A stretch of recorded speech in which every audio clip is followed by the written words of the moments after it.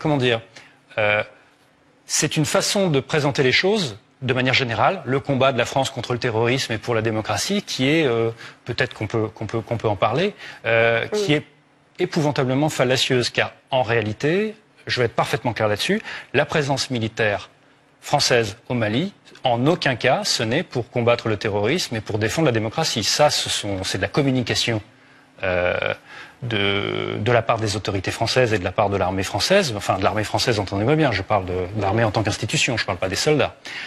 Mais les motifs réels ne sont pas ceux qu'on nous raconte. En fait, mais je voudrais simplement revenir, si vous le voulez bien, sur les motifs invoqués et les motifs réels, parce que ça me paraît important à souligner. D'abord, est-ce que c'est pour combattre le terrorisme islamiste? Ben non. Ça se prouve facilement. Le Qatar est un financeur massif du terrorisme et pourtant, il n'y a pas d'intervention militaire française au Qatar. Vous voyez? Donc, c'est pas ça. Est-ce que c'est pour combattre... Il y a moins de poches de djihadistes au Qatar qu'au Sahel mais je vous parle sur le terrain. En termes de dangerosité, de propagation du terrorisme, le Qatar est infiniment plus dangereux que les combattants du nord du Mali. Vous comprenez? En termes de danger et pourtant, il n'y a pas d'intervention militaire française au Qatar. Donc, c'est pas pour ça. C'est pas non plus pour combattre l'islamisme. Parce que une grande puissance islamiste, dangereusement islamiste aujourd'hui, c'est l'Arabie Saoudite. Et l'Arabie Saoudite, la France lui vend des armes. C'est pas non plus pour rétablir la démocratie ou pour défendre la démocratie au Sahel, parce que, je sais pas vous l'apprendre, au Sahel, l'armée française bombarde les rebelles qui combattent la dictature de Déby au Tchad. Donc la France n'est pas un défenseur de la démocratie au Sahel, ça n'est pas vrai non plus. Donc une fois qu'on a éliminé toutes ces pistes-là, qu'est-ce qui reste comme véritable motif? J'allais vous poser la question. C'est simple, c'est pour protéger l'accès de certaines grandes firmes françaises aux ressources stratégiques du Sahel. Je vais vous prendre deux exemples pour que ce soit... C'est dommage qu'on n'ait pas une carte, ce serait plus clair pour les gens qui regardent. On aurait dû la faire avant, mais peut-être qu'on en a, si on m'entend en régie éventuellement. En fait, si vous regardez la carte du Mali, et puis vous avez la Mauritanie, et puis vous avez... le Niger. Si vous regardez attentivement, au Niger, vous avez Areva qui exploite des gisements d'uranium en particulier pour les centrales nucléaires françaises. Et en Mauritanie, qu'est-ce que vous avez? Vous avez l'exploitation du pétrole par une firme qui est Total. Et entre ces deux zones, vous avez quoi? Vous avez le nord du Mali, où vous avez une situation de révolte. Donc oui, effectivement, il y a un intérêt direct qui est de l'ordre de l'accès des ressources, qui est un intérêt donc géoéconomique, si vous me passez l'expression. Et donc c'est ça le motif fondamental de la présence militaire française au Sahel, parce qu'ils ne sont pas qu'au Mali, et non pas des considérations sur la défense des droits de l'homme. Tous les hommes qui se sont penchés sur le Sahara ont estimé que d'immenses richesses dorment aujourd'hui sous le sable. Richesses minières, richesses pétrolières. Mais les moyens techniques financiers à mettre en œuvre pour l'exploitation rationnelle de ces richesses sont d'une importance telle qu'aucune des régions limitrophes n'est capable de les réunir seule. Précisément, Monsieur le Ministre, que peut-on attendre dans les prochaines années de la mise en valeur du Sahara? Nous attendons beaucoup de la mise en valeur rationnelle des régions sahariennes. Mais je voudrais vous dire, ou plutôt recommander à tous, la prudence. Le Sahara, en effet, regorge de beaucoup de richesses. Mais pour le moment, pour l'instant, ce sont des richesses mortes. Il nous faut des moyens financiers, des concours techniques, du travail. Néanmoins, nous sommes en droit de dire que le Sahara, rationnellement exploité, peut constituer des sources immenses de richesses, non seulement pour les habitants du Sahara, pour les populations riveraines, mais également pour l'ensemble de l'Union française. Ce qu'il faut retenir surtout, c'est la source de pétrole, la source énergétique, si capitale à l'indépendance politique de la France et partant de l'ensemble franco-africain. Nous voulons en effet, par l'exploitation des richesses pétrolières, rendre à la France et à l'ensemble de l'Union française leur indépendance vis-à-vis de l'étranger en matière énergétique. C'est un facteur très important dont il faut tenir compte quand on pense, quand on songe à la mise en valeur des régions sahariennes. Qui aura l'Afrique dominera le monde. C'est une vérité. Parce que qui aura l'Afrique sera maître des matières premières dans le monde.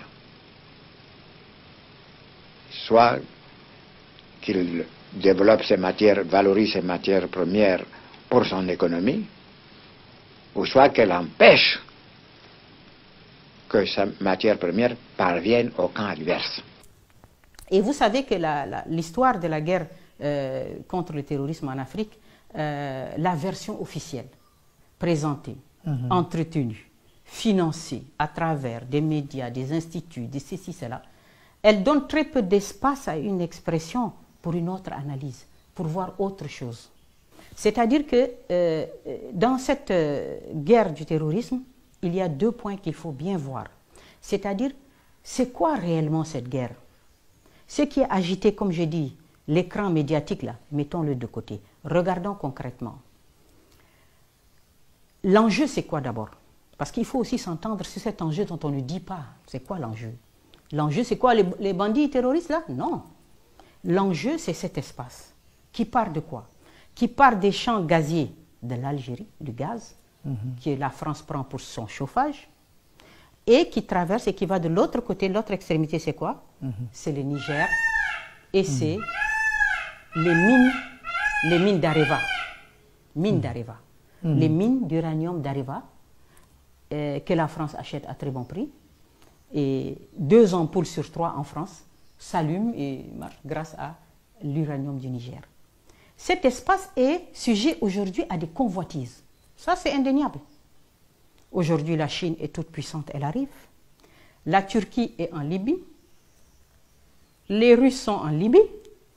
L'Iran s'intéresse de plus en plus aux mines d'Areva, aux mines de l'uranium, d'uranium. 3 fois le président iranien a été au Niger pour des comptes. Ils veulent des exploitations d'uranium. Donc la France, elle est inquiète parce que cet espace-là de tout temps, c'était contrôlé par la France. Eux, et surtout, les richesses qui sont dans ces sous-sols exploitées par la sont France. Même pas exploitées, M. Niang, mais gardées en réserve. C'est gardé en réserve. Si ils veulent, ils disent que non, il n'y a pas de financement d'exploitation. Non, c'est pas exploité. Mais seulement, ils disent qu'on ne veut pas les exploiter. Mais on veut vous empêcher, vous aussi, Africains, de les exploiter. Parce que, sinon, si on vous laisse, les Russes vont venir vous proposer quelque chose, vous allez dire oui. Les Turcs vont vous proposer, les Chinois. Mais si vous sortez tout, nous, on a quoi? Donc, personne ne touche à cette zone. C'est une zone qu'on garde en réserve. Pour pouvoir justifier nos déplacements, il faut bien justifier que le Mali accepte une base militaire chez lui. Il n'en avait pas. Mais donc, il faut augmenter, articuler et présenter de manière dangereuse cette affaire. Janvier 2013, 4000 soldats français sont déployés au Mali. Leur mission, arrêter l'avancée vers Bamako de rebelles djihadistes et indépendantistes touaregs. Les Français ne sont plus les seuls à avoir des intérêts dans la région. Ils doivent maintenant composer avec les investisseurs chinois et de nouveaux venus, les Américains.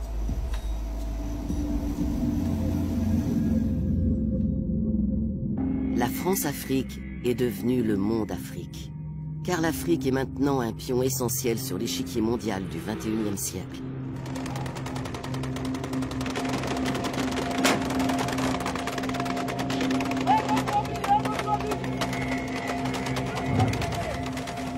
De la Libye à la Centrafrique et du Soudan du Sud au Mali du Nord, les conflits, la terreur et le chaos se sont répandus sur tout le continent. Au cœur de cet embrasement, un territoire est stratégique, le Sahel. Cette vaste région qui englobe le Sahara au nord et les savanes au sud est devenue le nouveau front de la guerre internationale contre le terrorisme.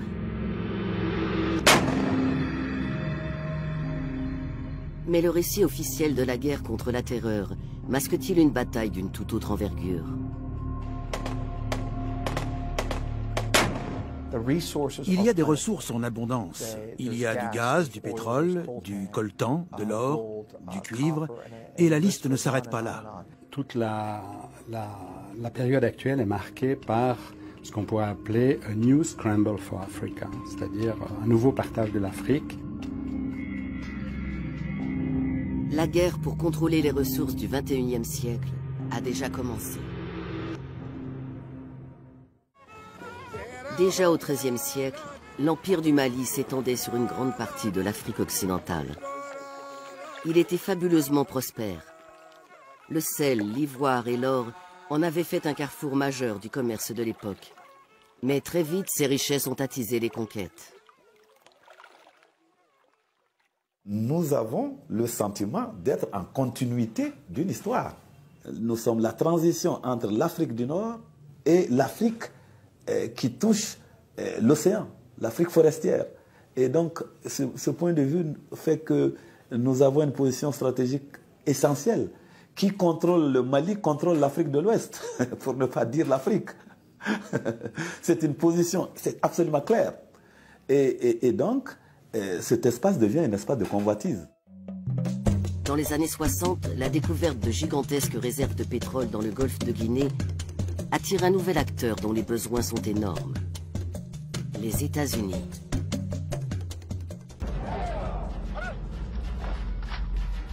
Les États-Unis investissent économiquement, mais aussi militairement sur le continent africain, devenu le nouveau champ de bataille de la guerre froide.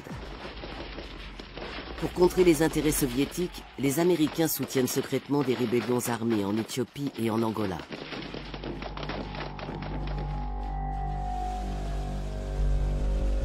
Après l'effondrement de l'Union soviétique, les États-Unis restent la seule superpuissance au monde. Ils lancent en 1992, dans le cadre de l'ONU, une intervention dite humanitaire dans la Corne de l'Afrique, un territoire hautement stratégique. Ils envoient en Somalie 28 000 soldats dans le but de mettre un terme à une guerre civile.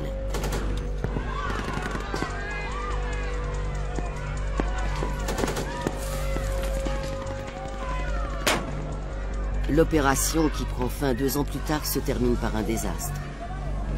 Des soldats américains sont capturés et tués, et les images de leurs corps mutilés sont diffusées par les médias du monde entier.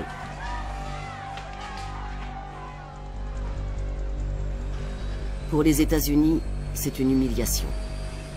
L'armée se retire.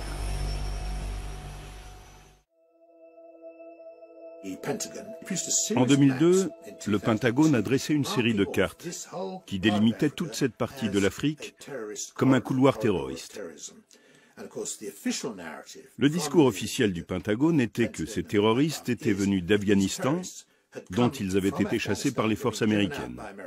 On sait maintenant que c'était faux. Ils étaient passés par le pays de Ben Laden, le Soudan, et pour rejoindre des terroristes en Afrique du Nord, ils étaient arrivés par cette ceinture en forme de banane.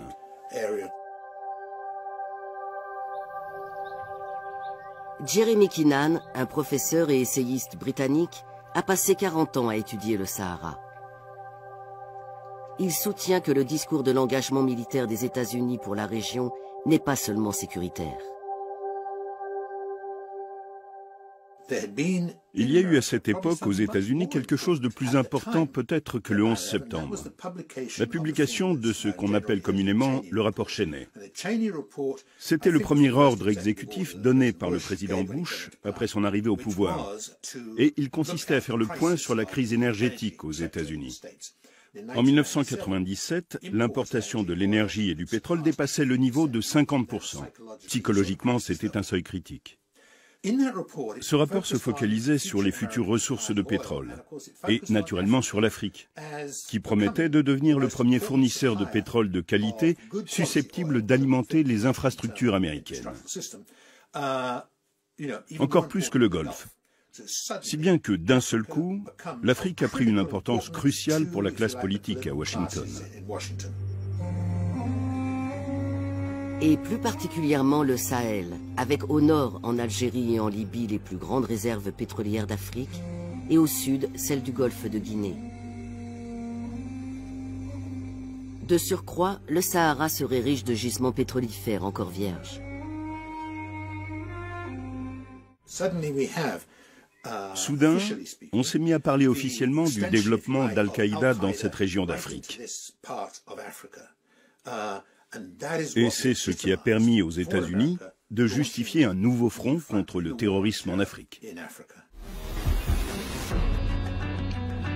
Deterring and defeating transnational threats, preventing future conflicts, supporting humanitarian and disaster relief efforts, and protecting U.S. security interests.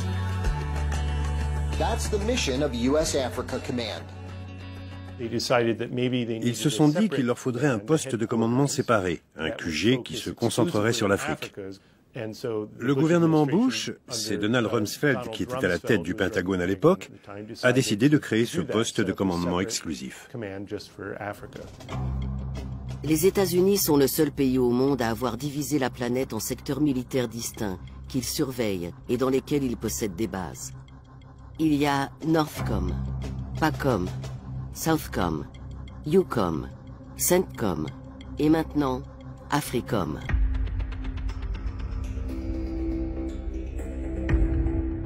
Derrière ses intentions déclarées de lutter contre le terrorisme et de fournir de l'assistance humanitaire, AFRICOM s'est implanté sur tout le continent en organisant des exercices militaires avec un nombre croissant de pays africains. Mais est-ce là la seule raison d'être d'AFRICOM?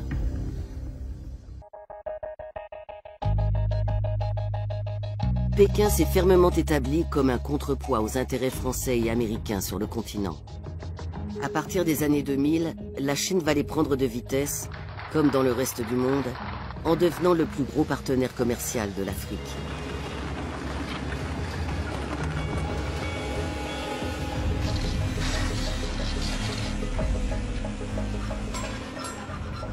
Les Chinois sont arrivés sur ce continent au moment où finalement toutes les puissances occidentales, et en particulier les Français, étaient en train de donner des leçons aux Africains en disant il faut faire des élections, il faut la démocratie, et puis surtout il y avait les plans d'ajustement structurel du FMI et de la Banque mondiale. Les Chinois sont arrivés, ils ont dit aux Africains nous, on vous donne pas de leçons, on s'ingère pas dans vos affaires politiques. Les dettes, on vous donne tout l'argent. Finalement, les Occidentaux, c'est très bien, ils vous ont annulé les dettes, ils ont passé l'ardoise. Mais nous, auprès de nous, on vous donne des prêts énormes à taux zéro. Donc, ils ont fait le contraire de ce qu'ont fait les Français et les Occidentaux, et ils sont devenus les rois du pétrole, c'est le cas de le dire. Ça veut dire qu'ils ont accès à toutes les matières premières stratégiques. Dans ce câble diplomatique de 2010 révélé par Wikileaks, un assistant du secrétaire d'État américain qualifie la Chine de concurrent économique agressif, pernicieux et dépourvu de morale.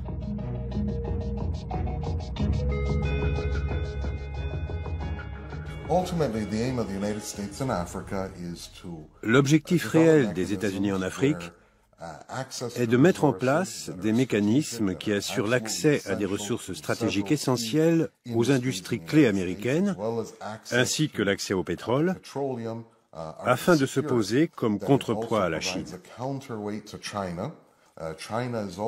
La Chine se livre elle aussi à une course pour acquérir le plus de minerais, de pétrole et d'autres ressources naturelles possibles pour ses industries.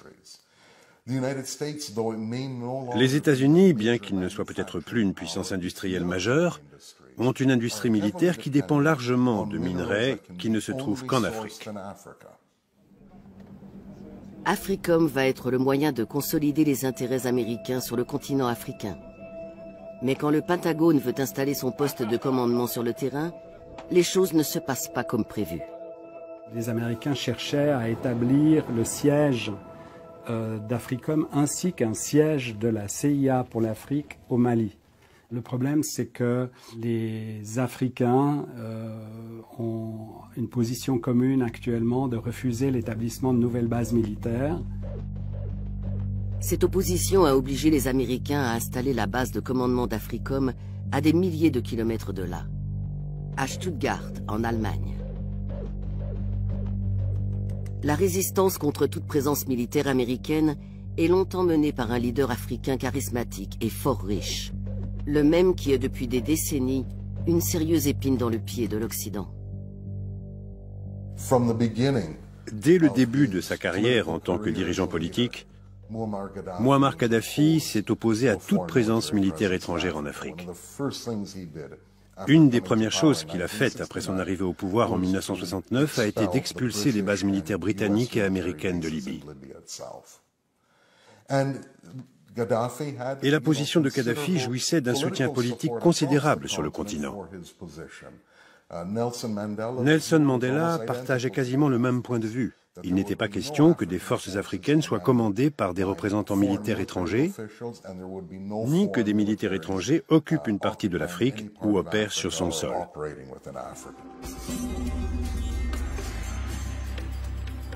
Kadhafi a joué une partie complexe avec les pays occidentaux.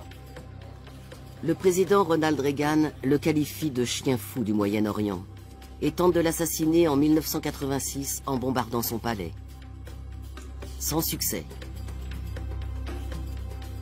Les immenses réserves pétrolières que Kadhafi a nationalisées quand il a pris le pouvoir lui assurent une véritable indépendance et un ascendant sur l'ensemble du continent.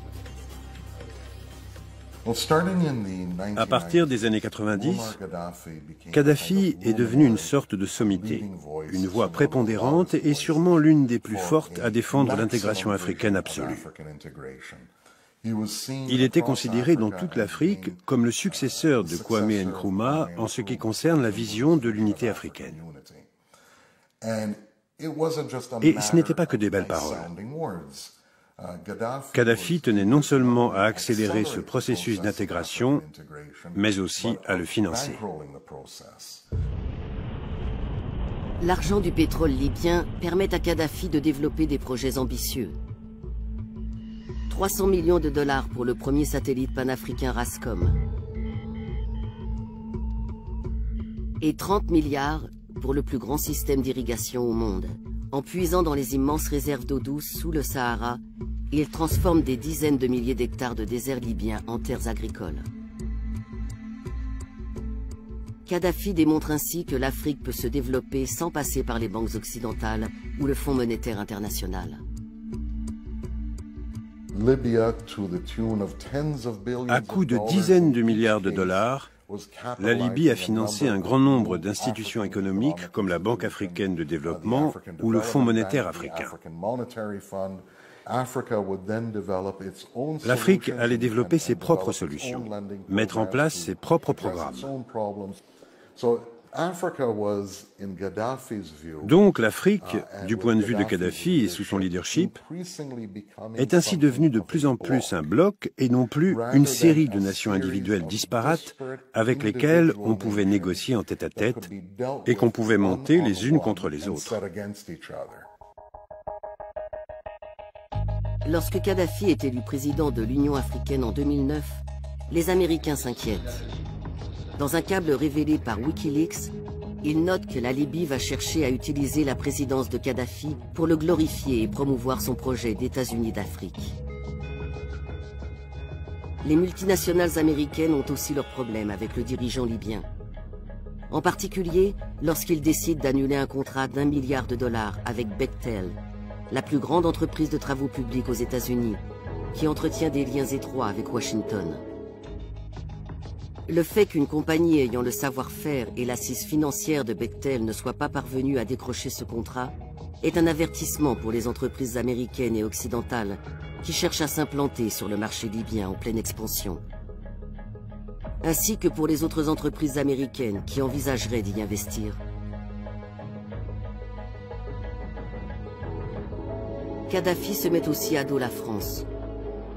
Après avoir été courtisé par le président Nicolas Sarkozy, le dirigeant libyen annule de gros contrats d'armement.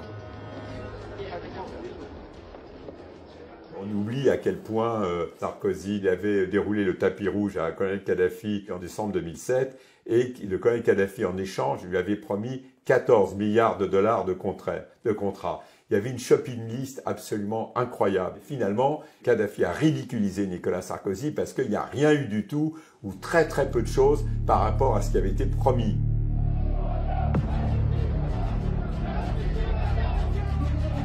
En mars 2011, alors que le printemps arabe se répand en Afrique du Nord, la France et les États-Unis décident d'agir.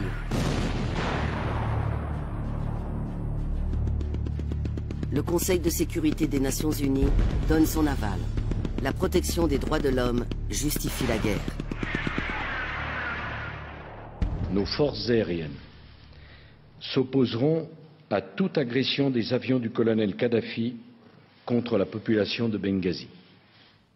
We hit Gaddafi's troops in neighboring Ajabia, allowing the opposition to drive them out. We hit Gaddafi's air defenses. C'est la première guerre d'Africom et son commandant en chef est le premier président afro-américain. Pour reprendre les mots du gouvernement Obama, le rôle des États-Unis dans la guerre contre la Libye consistait à diriger par derrière. Mais le plus intéressant, c'est que la guerre a été ouverte et dirigée d'abord par Africom, puis la mission a été reprise par l'OTAN.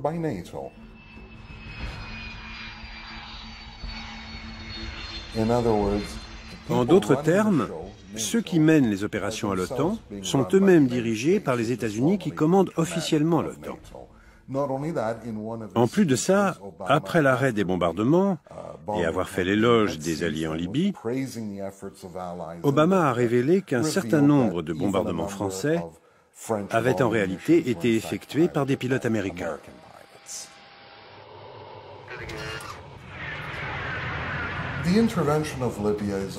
L'intervention en Libye est aussi une façon d'envoyer un message aux autres États-nations africains.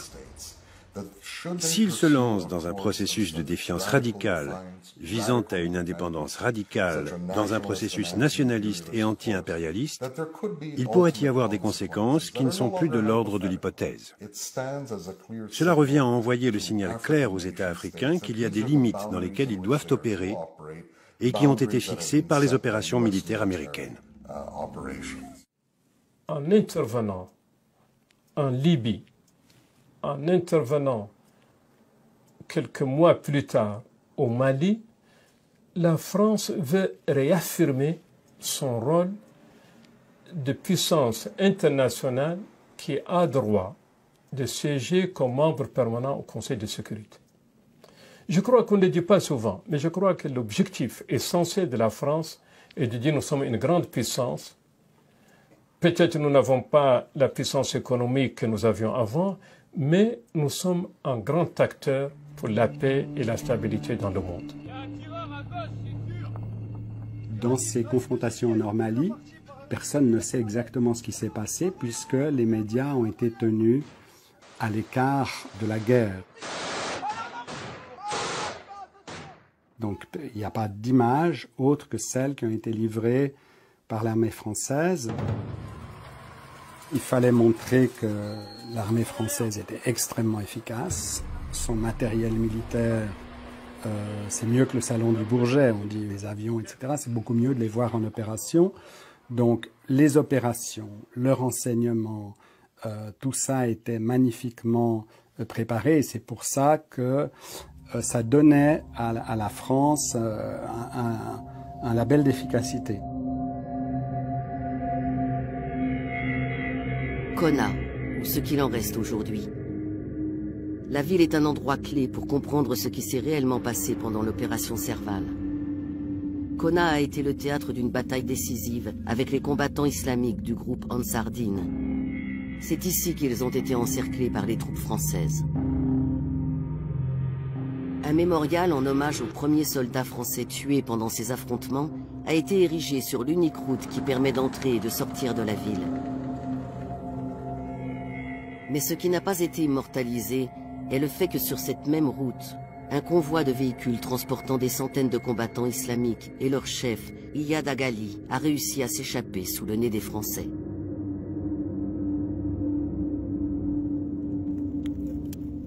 Sur le terrain, de nombreux témoins du conflit se posent des questions.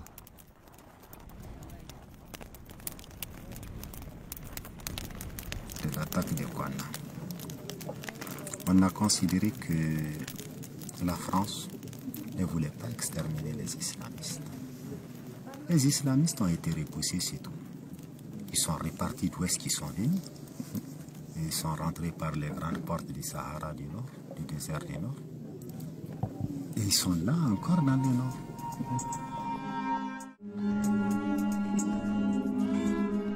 La question qui saute aux yeux, c'est ces pick-up, qu'est-ce qu'ils sont devenus au lendemain du début de l'intervention Serval? Il n'y a qu'une seule route qui conduit vers le nord. Il aurait été facile, avec les moyens aériens dont dispose la France, de les intercepter. Donc, il semble bien qu'il y a eu une dimension politique très forte dans cette intervention qui a été plus importante que la dimension militaire. Dans cette guerre de l'ombre, quel intérêt la France aurait-elle eu à ménager les forces qu'elle était censée combattre?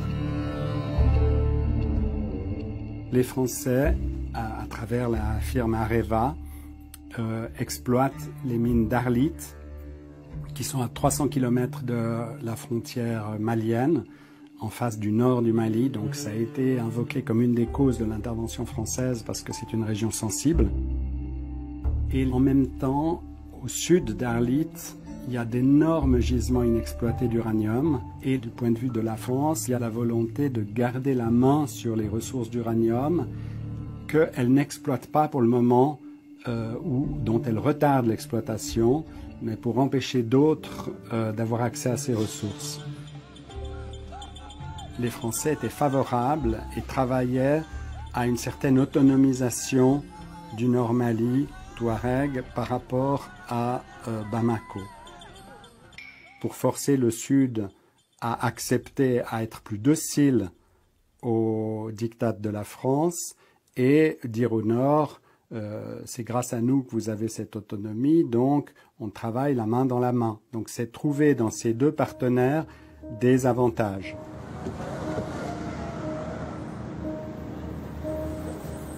Dans cette partie d'échecs, la France n'est pas seule. Et c'est bien loin du Sahara que se décide le futur économique de la région. Des représentants des groupes pétroliers, des experts du capital risque et des responsables africains en charge de l'énergie se retrouvent à Londres, capitale financière de l'Europe, pour discuter de contrats et rêver de gros profits. Bonjour mesdames et messieurs et bienvenue à ce 11e forum de l'Afrique indépendante. Malgré le chaos, les guerres et les révolutions, l'intérêt des Occidentaux reste considérable pour ce qui pourrait être la plus grande réserve non exploitée de pétrole sur le continent. L'Eldorado du Sahel, le bassin de Taoudéni, qui s'étend de la Mauritanie à l'Algérie, couvrant le Nord Mali. Il existe des gisements en quantité non négligeable, mais dans une zone très vaste, peut-être plus grande que le Texas ou équivalente aux 2/3 de l'Europe. Il y a donc très peu de puits dans cette zone, en tout cas pas assez pour faire une estimation. Il faudra beaucoup de temps pour connaître les ressources exactes de ce bassin. Malgré un déclin récent de l'importation de gaz et de pétrole africain vers les États-Unis, les intérêts des grands groupes énergétiques américains pour l'Afrique n'ont pas diminué. Les besoins de l'Asie et de l'Europe ne cessent de croître. Près de 2000 milliards d'investissements dans le pétrole et gaz africain sont prévus au cours des 2 prochaines décennies. On sait tous qu'on va vers une raréfaction des ressources pétrolières et que ces derniers grands bassins pétroliers d'Afrique vont avoir une importance croissante au fil des années et qu'il est très important de se prépositionner pour l'exploitation de ces ressources.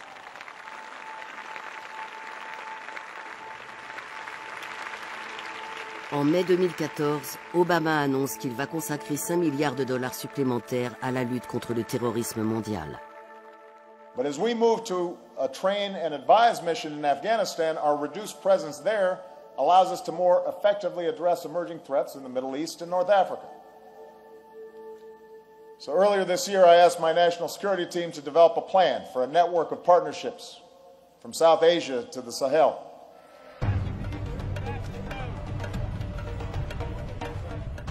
« 130 ans après la conférence de Berlin, un nouveau partage du continent africain s'effectue pour garantir l'approvisionnement en pétrole, en minéraux stratégiques, en terres arables et même en eau sous les sables du désert.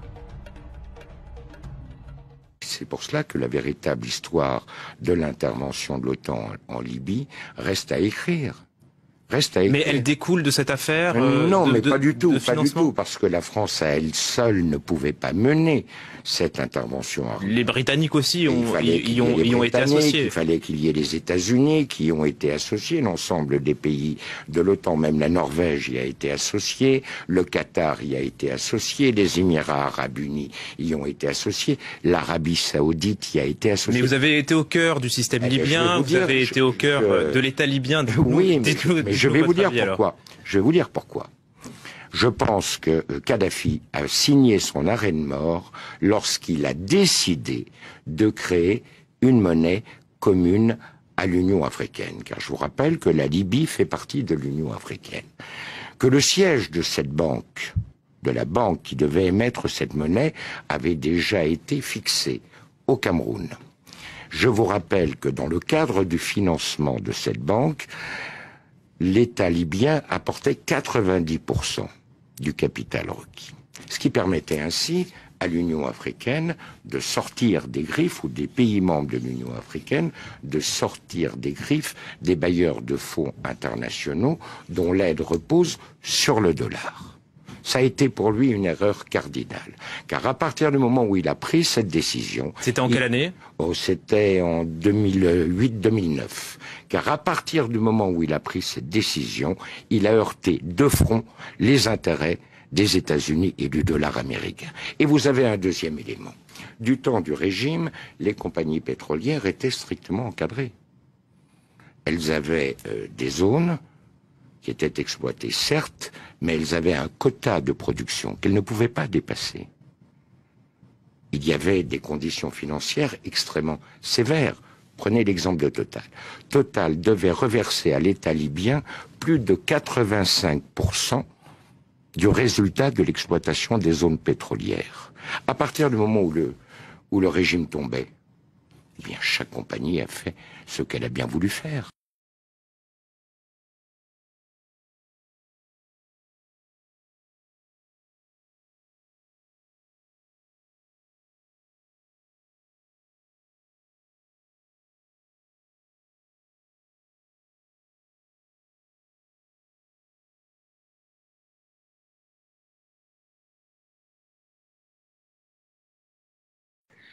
One of the main things that I myself heard firsthand at the time of the war, and I was shocked by, is a French mediator who came to Libya and said to me personally, why did you have to think and support the African currency, the African unified currency?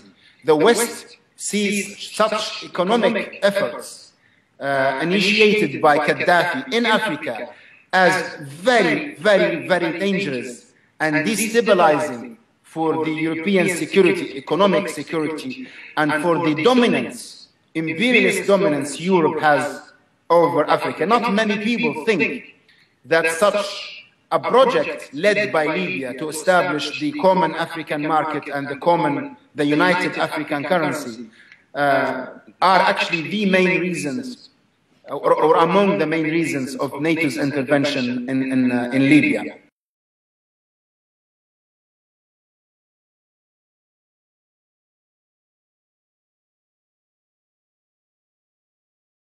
While more speculation has been raised on the reasons for NATO's intervention in Libya. And as RT's Laura Emmett reports, the organisation may have been trying to prevent Gaddafi from burying the American buck.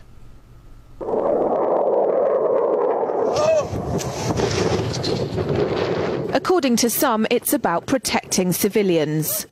We must not tolerate this regime using military force against its own people. Others say it's about oil. The only reason they're interested with Libya is about the oil. You'd think we'd be in Iraq if the major export there was broccoli. But some are convinced intervention in Libya is all about currency, specifically Gaddafi's plan to introduce the gold dinar, a single African currency made from gold, a true sharing of the wealth. It's one of these things that you have to plan almost in secret, because as soon as you say you're going to change over from the dollar to something else, you're going to be targeted. There were two conferences on this. One in '96 and another one in the year 2000. called the World Mataba Conference organized by Gaddafi. And everybody was interested. I think most countries in Africa were keen. Gaddafi didn't give up. In the months leading up to the military intervention, he called on African and Muslim nations to join together to create this new currency that would rival the dollar and euro. They would sell oil and other resources around the world only for gold dinars. It's an idea that would shift the economic balance of the world. Countries' wealth would depend on how much gold they have, not how many dollars they trade. And Libya has 144 tons of gold. The UK has double that, but 10 times the population. If Gaddafi had an intent to try to reprice his oil or whatever else the country was selling in the global markets and accept something else as a currency, or maybe launch a gold dinar currency, any move such as that would certainly not be welcomed by the power elite today who are responsible for controlling the world's central banks. So yes, that would certainly be something that would cause his immediate dismissal and the need for other reasons to be brought forth for removing him from power. It's happened before. In 2000, Saddam Hussein announced Iraqi oil would be traded in euros, not dollars. Sanctions and an invasion followed. Some say because the Americans were desperate to prevent OPEC from transferring oil trading in all its member countries to the euro. The UK's gold is kept here in a secure vault somewhere in the depths of the Bank of England. As in most developed countries, there's not enough to go around. But that's not the case in places like Libya and many of the Gulf states. A gold dinar would have given oil-rich African and Middle Eastern countries the power to turn around to their energy-hungry customers and say, sorry, the price has gone up and we want gold. Some say the US and its NATO allies literally couldn't afford to let that happen. Laura Emmett, RT, London. D'un côté, la plus grande armada du monde, formée de 28 pays, les plus puissants du monde, contre 6 millions d'habitants en Libye. 1 milliard d'habitants dans les pays qui composent l'OTAN, grosso modo. 28 nations puissamment armées. Que pouvait-on faire? Je crois qu'ils pensaient que la guerre durerait 15 jours. Ça a duré 8 mois. 26 000 sorties d'avions, 10 000 frappes aériennes, 50 000 morts. Voilà. Et puis les résolutions qui ont été adoptées en 1973 ont commencé à être violées. On passe à la résolution 1973 qui parlait de no-fly zone basée sur la protection des civils à régime change. C'est-à-dire qu'au Conseil de sécurité, ils nous ont menti.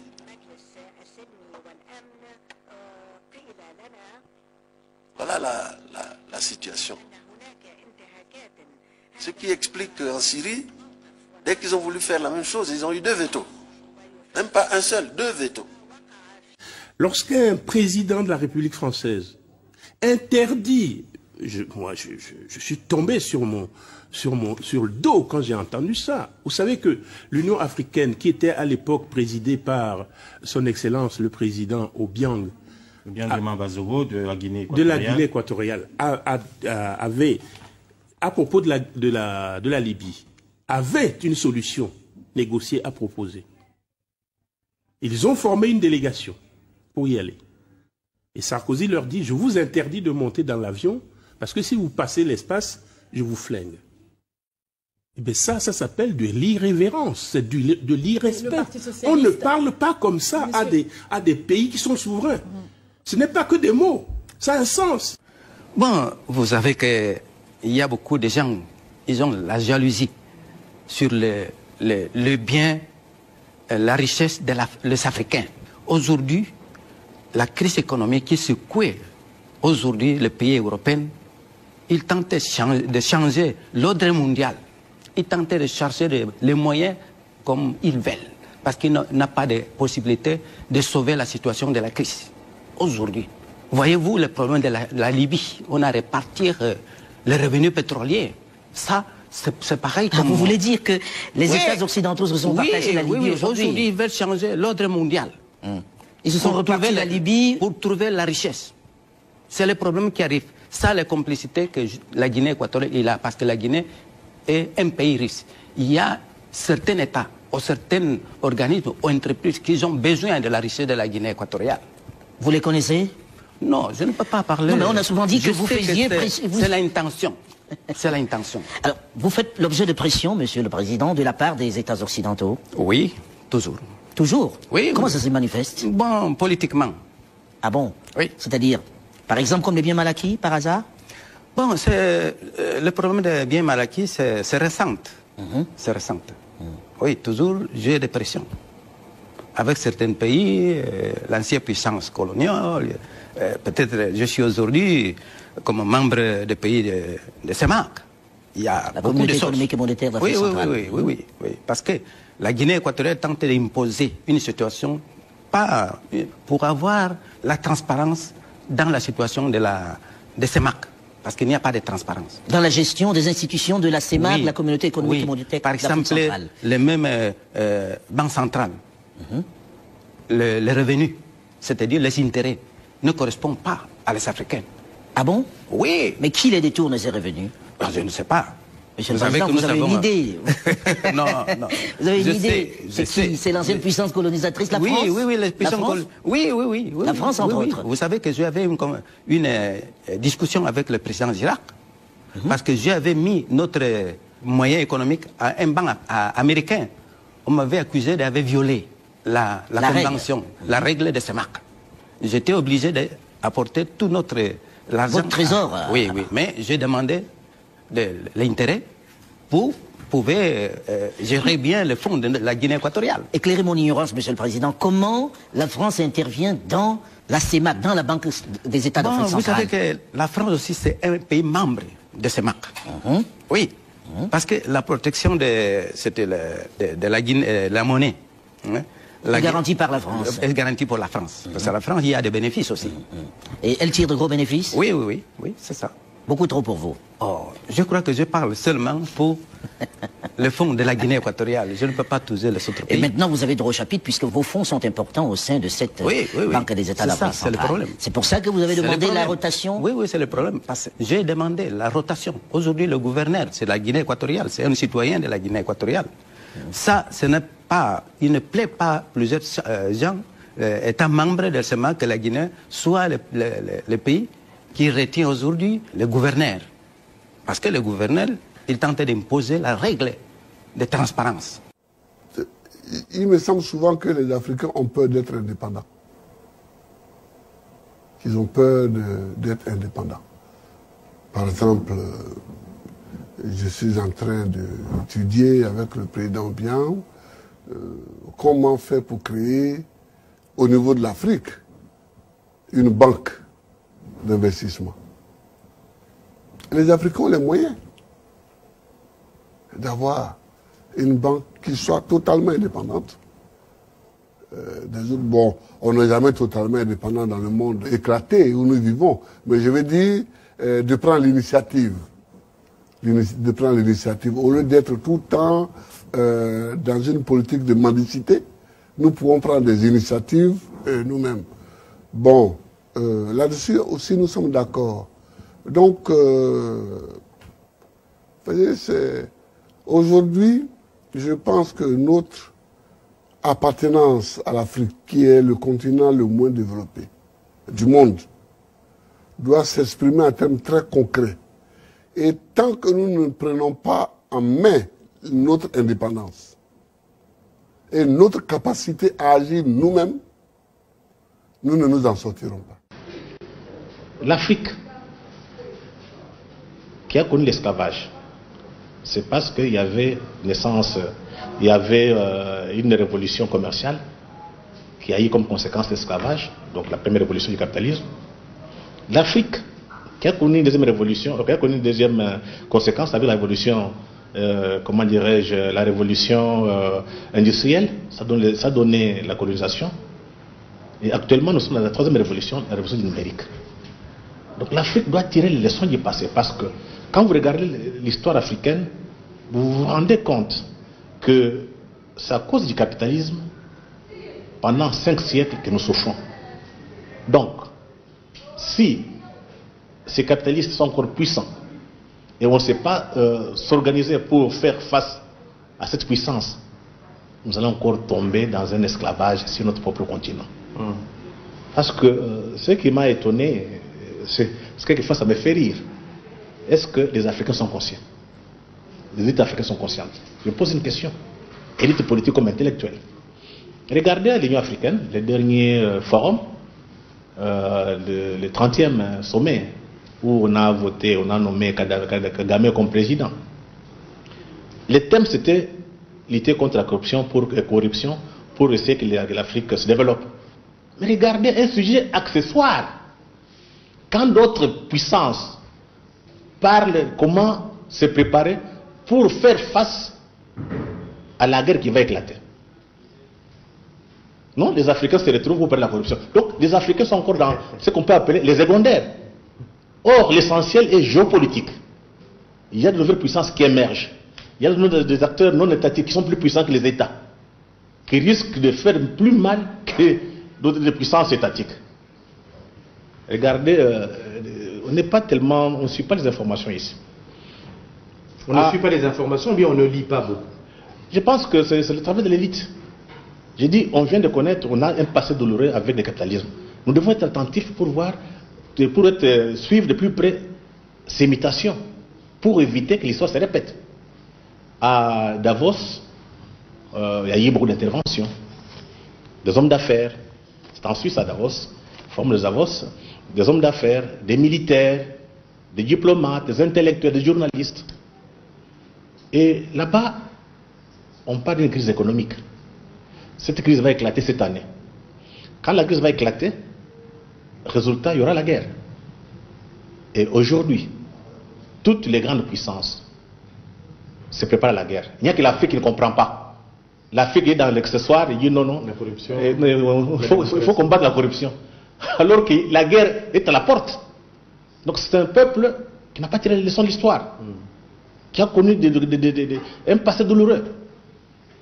Quand Trump, le président américain, a fait le premier tour en Asie, la Chine, Philippines et autres, Corée du Sud, Trump est passé par les grandes bases militaires à Hawaï. Il a mis les troupes américaines en alerte. Automatiquement, la Chine a répondu. La Chine, le président Xi Jinping, a demandé à l'armée chinoise de se préparer, de faire exercice à balles réelles pour se préparer à la guerre. Au même moment, le président Poutine demande à l'industrie d'armement de se préparer à la guerre.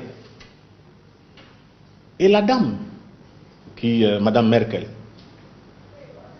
au forum, l'Allemande, il a parlé que l'Europe doit se préparer aussi à avoir une force militaire en dehors de l'OTAN pour faire face à ces menaces de la stabilité du monde.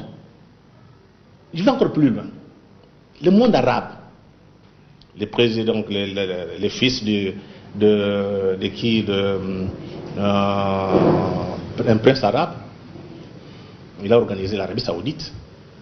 Il a organisé à peu près 47 pays musulmans pour faire une coalition militaire sunnite contre les chiites, donc l'Iran avec les autres.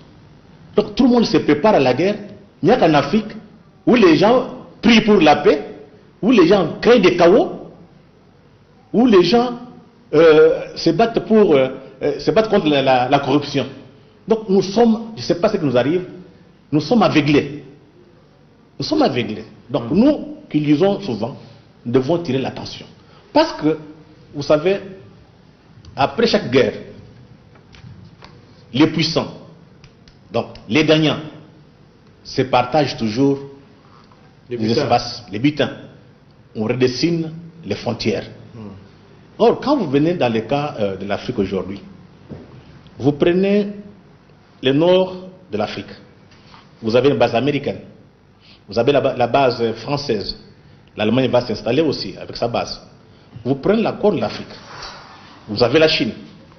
La Chine qui a compris pour ses intérêts, il doit les défendre. Vous avez la Turquie, vous avez le Japon. Ils ont des bases.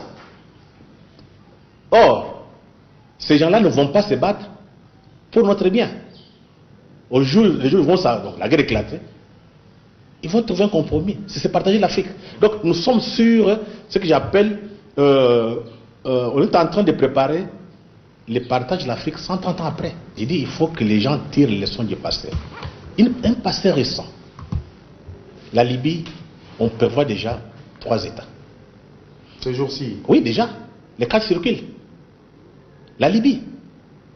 Est-ce que la Libye... est-ce que c'est le même peuple, hein? Même religion. Qui a fait la guerre? C'est l'Occident. Pourquoi l'Occident l'a fait? Pour écarter la Chine du jeu et deuxièmement contrôler le pétrole.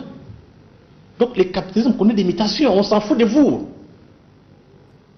Parce que dans l'imaginaire des géopolitologues occidentaux, l'Afrique, c'est un continent de manœuvres entre grandes puissances. Très souvent, on lit que les auteurs occidentaux. Il y a dernièrement un auteur russe qui a publié un ouvrage en 2015 sur la guerre hybride. Comment l'Occident fait? Puis on parle de la guerre hybride ces derniers temps. Oui, oui. Donc cette guerre hybride, comment l'Occident fait pour empêcher la Chine, avec son projet Une ceinture, une route, de s'étendre. Donc il y a déjà une compétition entre l'Amérique et la Chine. Je ne dis pas un affrontement, je dis une compétition. Donc la Chine a proposé une ceinture de route et dernièrement le président Trump a publié je pense un truc sur en tant que je regarde excusez-moi. Oui, non, Freddy Mulumba, okay. Toujours ses recherches. La stratégie de la sécurité nationale américaine pour l'Afrique, c'est fin 2017. Et Trump dit, donc la stratégie pour les Américains, la Chine est présente en Afrique, elle est dans les mines. Qu'est-ce qu'il faut faire? Il faut ce qu'on a en Afrique pour produire quelque chose de qualité afin de faire d'être comme une alternative à la Chine. Donc il y a déjà une compétition à ce niveau-là. Est-ce que les Africains sont conscients? Et quand j'ai parlé de la guerre hybride, c'est par rapport à une ceinture, une route. Dans cette guerre hybride, l'Occident fait par tous les moyens, donc avec l'Amérique en tête, d'empêcher la Chine d'investir en Afrique. Qu'est-ce qu'il faut faire? Il faut créer des chaos. Première instabilité. Premier cas, instabilité. Comme ça, la Chine ne saura pas s'installer. Ce qui s'est passé en Libye, avec la guerre, aujourd'hui la Libye était gouvernable, la Chine avait beaucoup investi, et il y avait près de 30 000 Chinois qui ont été récupérés par leur État. Ce qu'ils ont fait au sud du Soudan, où il y a du pétrole, les gens s'entretuent, on ne sait pas l'exploiter, les Sud-Soudanais meurent de faim. Et on voit des bienfaiteurs venir donner à manger aux petits nègres maigrichons avec des moustiques, avec des mouches à la bouche, alors qu'ils sont assis sur une richesse.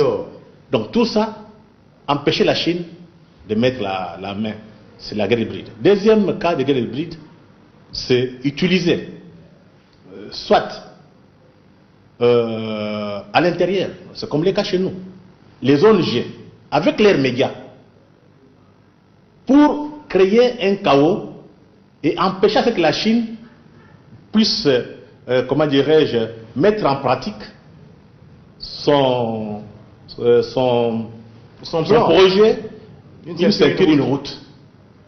C'est ainsi que vous voyez chez nous les ONG financées par l'Occident qui vous réclament les élections, qui vous réclament les droits de l'homme, bonne gouvernance, qui font des manifestations de manière régulière. Ce n'est pas pour créer la démocratie, c'est pour créer un désordre, pour que la Chine ne puisse pas réaliser son projet. C'est la guerre hybride. On nous laisse entendre que le besoin colossal de matières premières de la Chine est une chance pour l'Afrique. Ça veut dire que nous ne sortons pas du schéma qui consiste à donner, à ouvrir les entrailles de la terre africaine pour donner les richesses de l'Afrique. On ne sort pas de ce schéma. On change seulement d'interlocuteur. C'est même pas d'interlocuteur. On appelle cela un développement. Ce n'est plus unipolaire, ce n'est pas bipolaire, et c'est multipolaire. Comme la multiplication des interlocuteurs avec le Brésil, la Chine, la Russie et le reste est considérée comme une chance pour l'Afrique. C'est grave, pourquoi? Parce que on n'a pas réglé le problème du paradigme, on n'a pas questionné le paradigme, on ne l'a pas remis en question, mais on nous invite à entrer là-dedans, mais seulement à engranger de l'argent pour des ressources dont la surexploitation débouche sur une catastrophe écologique. On est déjà dans la catastrophe écologique, mais on demande à l'Afrique d'entrer dans ce schéma-là pour continuer à offrir l'uranium, le pétrole, le coltan, l'or dont les autres ont besoin. Donc la grande bataille qui s'annonce entre l'Occident et l'Orient, entre les États-Unis et la Chine, bien sûr l'Europe cherche sa place là-dedans, mais ça c'est un autre débat. Donc c'est cette bataille qui s'annonce. On demande à l'Afrique d'être présente pour offrir aux demandeurs des matières premières ce dont ils ont besoin. Alors, et l'illusion de l'émergence de l'Afrique, les pays qui émergent, le Brésil, la Russie, l'Inde, la Chine, quand on regarde la dimension, c'est des sous-continents ou des continents. Nous sommes 53 micro-États, des petits États qui n'ont pas réussi à faire la paix à l'intérieur, qui n'ont pas réussi à surmonter les problèmes de frontières, mais à qui on fait miroiter le fait que rien que la simple organisation des élections, c'est la démocratie. Africa, historically, sub-Saharan Africa, has been fundamental to the global prosperity of the advanced countries. Okay? And Africa had a role to play. It has a role as a raw material producer. We will not allow sub-Saharan Africa to escape that. Okay, we do everything to keep sub-Saharan Africa where it is, also impoverished. It's absolutely vital for the prosperity of everyone else. So let's get clear about that. Okay, and this means all the economic structures, all the global institutions, and the economics we teach everyone is all designed to keep Africa exactly where it is. And whether it is Europe or US or now China, it's always the same. We need Africa to be impoverished because we need those raw materials and we need them dirt cheap. Okay, so that's the message. It doesn't mean to say that there's nothing Africans can do. Of course there is. Okay, but this is the opposition that they're fighting. This is what it's about. Because if Africa does do something different, I assure you living standards of all those in Europe and North America and Asia is going to fall. Okay? And that is a big price to pay. I assure you that the West is not going to allow that without a big fight. Okay, so this is what it's fundamentally about. We are part of the producers of ideology. At universities and academic institutions, we are complicit in this whole enterprise. Okay, so the job of many Western academics is to convince Africans they have to keep doing what they're doing. Okay, and to show them it's your fault that you're poor. It's not our fault. It's your fault that you're poor. You know, so this is what we do in academic institutions. Ce qui signifie clairement, et même très clairement, que l'Afrique doit rester à jamais dans le sous-développement ou le quasi-développement afin d'assurer le développement de l'Occident en fournissant presque gratuitement toutes les matières premières dont l'Occident a absolument besoin pour son développement, son progrès, sa puissance, son bonheur. le pompage de l'Afrique par l'Occident installe ici le sous-développement et crée là-bas le développement. Ce pompage continu signifie que l'Occident n'a aucun intérêt à ce que l'Afrique se libère et se développe. L'Occident n'a aucun intérêt à le faire. Donc les aides et les coopérations, c'est des cadeaux empoisonnés, puisqu'en fait, c'est pour freiner l'Afrique en réalité. Et nous ne le comprenons pas encore. La cause profonde du sous-développement, ce n'est pas tellement ce qu'on raconte, corruption, bonne gouvernance, mais quelle est la cause profonde qu'on ne dit pas, que les experts même africains ne disent pas pour respecter les normes des critères internationaux. La cause profonde du sous-développement, quelle est-elle de l'Afrique noire? Mais cette cause du sous-développement, c'est l'Occident. Il ne faut pas chercher midi à 14 heures. Depuis le XIIIe siècle, à travers la traite négrière atlantique, des millions de Noirs sont pas dans les conditions qu'on sait.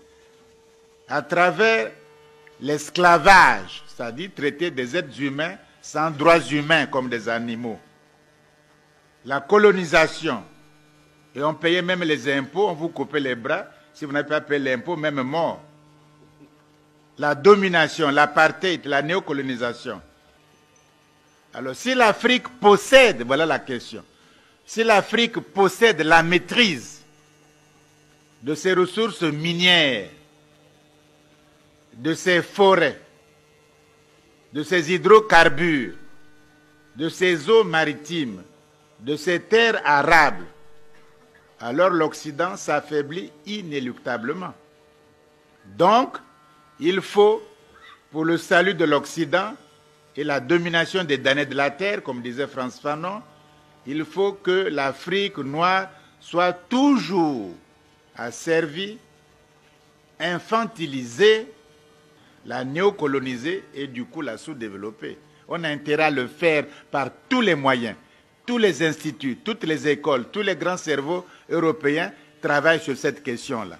Parce que si l'Afrique échappe, nous sommes...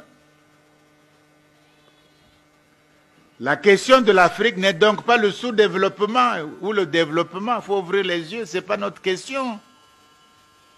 La question de l'Afrique, on s'est trompé pendant des années dans nos cours de sciences po et tout, de sciences économiques. On s'est trompé. La question de l'Afrique n'est pas le sous-développement ou le développement. Nous n'avons pas à nous développer, ça se fait automatiquement.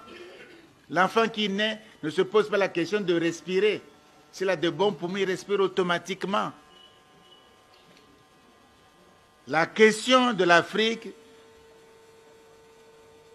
est très nettement, il faut le dire, la question du rapport de force dans le monde contemporain.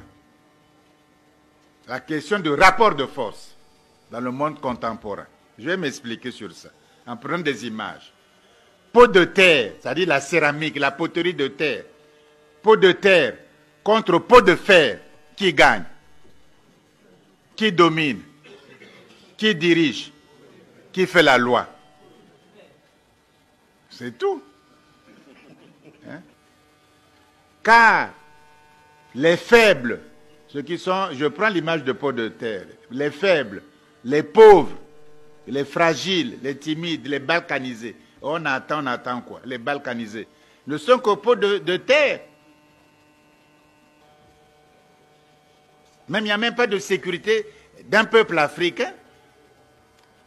On peut bombarder de l'espace. Nous, on n'y connaît pas l'espace.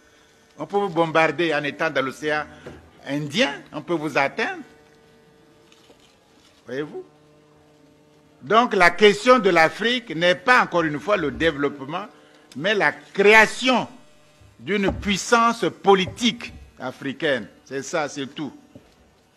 La création d'une puissance politique africaine à l'échelle continentale.